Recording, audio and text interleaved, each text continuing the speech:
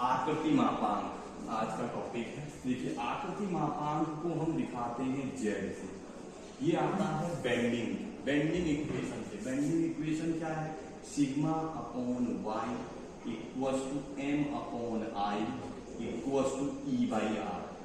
ये bending equation है, ठीक है। Sigma upon y equals to M upon I equals to E by R. इसी को कहते हैं हम बेंडिंग नमन समीकरण या बंकन समीकरण या बेंडिंग इक्वेशन या फ्लेक्सुरल इक्वेशन,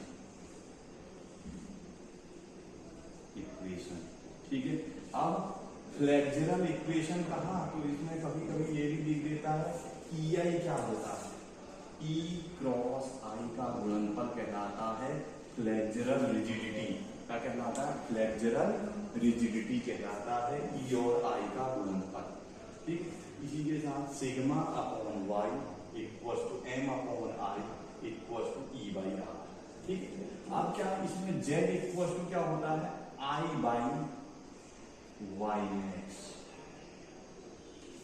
ये जेड कहलाता है। जेड को आकृति मापांक equals to Z equals to I by Y max. I कैसा होता है? आई एक्स एक्स होता है। यहाँ पे आई कैसा होगा?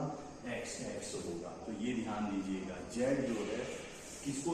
बीम की स्ट्रेंथ सामर्थ्य को बताता है। एक क्वेश्चन हम इसमें कर दे रहे हैं, एक खोखला गोला है, वृत्त है, खोखला है, तो इंटरनल डायमीटर डी आई दिया है 6 mm। सेक्शन मॉडुलस निकालिए। तो सेक्शन मॉडुलस के लिए सबसे पहले हमें क्या निकालना पड़ेगा? आई एक्स एक्स निकालना पड़ेगा। तो इसका आई एक्स एक्स क्या होगा? आई एक्स एक्स ये है, इसका आई एक्स एक्स बताना क्या होगा? आई एक्स एक्स, तो आई एक्स एक्स होता है पाई बाई 64 डी नॉट की पावर 4 माइनस डी आई की पावर 4। ये होता है इसका, ये ध्यान दीजिएगा। आई एक्स एक्स चाहे आई एक्स एक्स कहो, आई वाई वाई कहो, तो ये कैसा है? खोखला वृत्त है, खोखला गोला है। तो खोखले वृत्त के लिए कैसा होता है? I x X pi by 64 D naught की पावर 4। तो I x X pi by 64 D naught कितना है? 12 का की पावर 4 माइनस डी आई कितना है? 6 की पावर 4, ठीक है। इसको सॉल्व करना है आई एक्स एक्स। तो आई की यूनिट क्या होती है? आई की यूनिट होती है mm की पावर 4।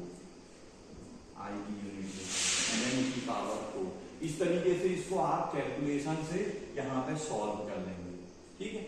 अब नेक्स्ट, अब जेड निकालना है, तो इसका y क्या होगा? y मतलब y मैक्स लेना है। तो मैक्सिमम y कितना होगा? इतना मैक्सिमम y, ठीक। कितना? ये इसकी रेडियस 6, तो y मैक्स हमने लिख दिया इसको 6 mm y मैक्स। तो z equals to I x x y max value रख के यहाँ पे पुट कर आई एक्स एक्स की वैल्यू रख दी, निकाल दी, और वाई मैक्स की वैल्यू निकाल दी। दोनों पुट करके हमने जेड निकाल दिया। और तो इसकी यूनिट होती है mm की पावर 3। इसकी आकृति मापा